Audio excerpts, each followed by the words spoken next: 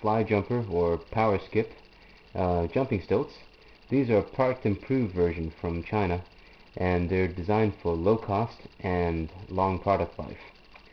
Anyway, they come in this enormous box, and they've got some of the best English I've ever seen on the box here. These jumping stilts have got a large fiberglass spring in them, and the spring is rated in 10 kilogram increments. If you buy a jumping stilt which is too stiff for you, it'll be basically just a normal pair of stilts. You won't be able to get much spring out of them unless you're jumping from extreme heights.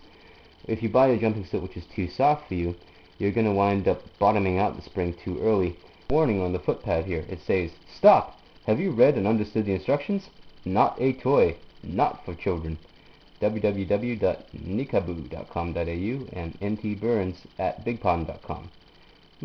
Well, I've looked at the instructions, and I am impressed here that these are, in fact, the adult power skips, or fly jumpers, or jumping stilts, or whatever you want to call them. And there's also a teenager model, which is slightly shorter and jumps less high.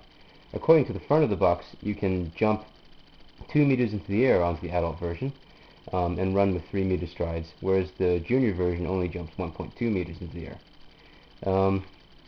It also turns out to come with a medium-sized Allen key, which I've put into this bag here for safety.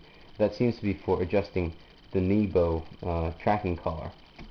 So it's the right height, just a few millimeters away from the bottom of your kneecap.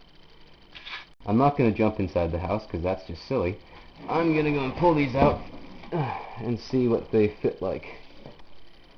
Okay. Looks like they've got skateboard binding like, or snowboard binding like bindings for your feet. Also they've got, they seem to have a left and a right here. I think this is the way it goes, so that the little, actually which side is it? Look at the guide manual. It looks as if the buckles go on the outside of your foot. So this one's the left, and this one's the right. You tighten up these things around the knees quite a good deal. I kind of worry that if you tighten them up the whole way, what's going to wind up happening is you can potentially put a lot of force onto the knee itself. I'd rather have a twisted ankle than a dislocated knee. Well, I've still got the shrink wrap on, so tomorrow when I go out into the real wide world, take all that stuff off and see if I can stand up on this.